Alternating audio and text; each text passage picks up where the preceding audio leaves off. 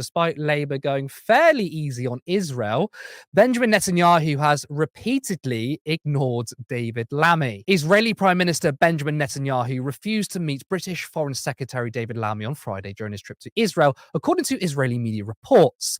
The British government made multiple requests for a sit-down meeting with Netanyahu, Israel's Channel 30 News and the Times of Israel reported. But the government was told Netanyahu had a scheduling conflict.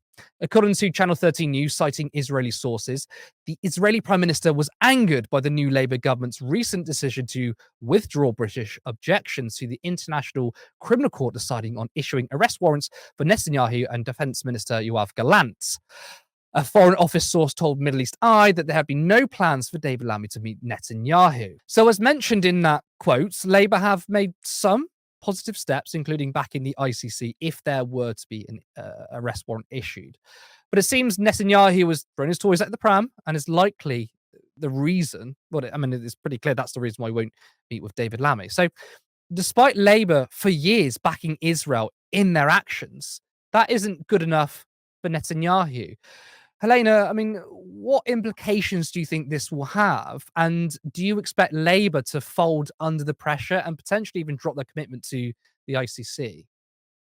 I mean, who knows what their position is going to be moving forward? They flip flop like 3 times already over the ICC objections or whatever it is. But at the end of the day, they have to. They really have to ensure that they keep with this position. The way in which the West applies pressure to Israel is by playing hardball. In fact, I think the fact that Netanyahu refused to meet David, I mean, it's very funny that David, I mean, still desperate to want to meet the guy, Mm. with the ICC potential arrest warrant coming down towards him. The fact that desperate to be is still kind of pathetic, but it does show the at the very least, if we haven't seen any kind of U-turn here, this could be a change in approach where rather than just essentially saying, pretty please stop the genocide, they say, well, no, we want to come and talk with you. We want to have a discussion about this, try and get towards a ceasefire. But you can't just get away with essentially making us flout our commitment to things like the Rome Statute, to try and maintain cordial diplomatic relationships. Like that's not something that we're going to allow you to force upon us, which is a positive development as far as I'm concerned. If they do want to meet him to try and get him to change his position on the ceasefire agreement, which remember Israel have changed so that it doesn't have a permanent ceasefire. This is why it's likely to be rejected now because it's been changed after the fact to make sure that we don't actually have a real ceasefire agreement. The only way that this possibly changes is through pressure. It's through playing hardball. It's through making sure that Netanyahu knows that his number of friends globally are dwindling. Although what a signal it does say to the Americans might be a little less relevant when it looks like they're not changing their position after giving 3 billion extra to Israel, regardless. So we shall see. I await with bated breath.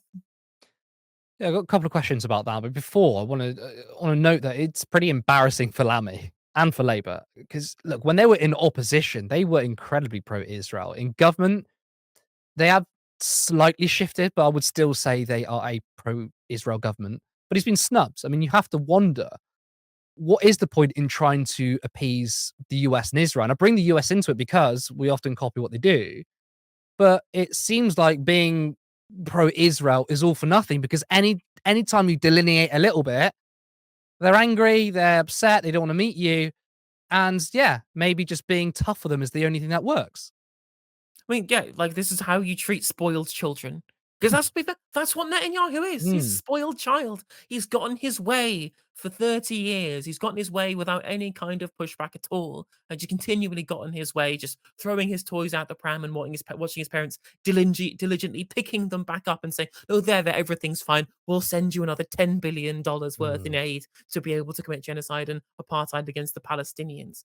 And somebody puts up at least a tiny barrier of saying, maybe we shouldn't flout our commitments to the International Criminal Court as a signatory towards it, which the Israel isn't, and drop a legal challenge. It's something very, very, very minor in terms of our personal commitments, because those ICC judgments will go down regardless whether we have a legal challenge or not.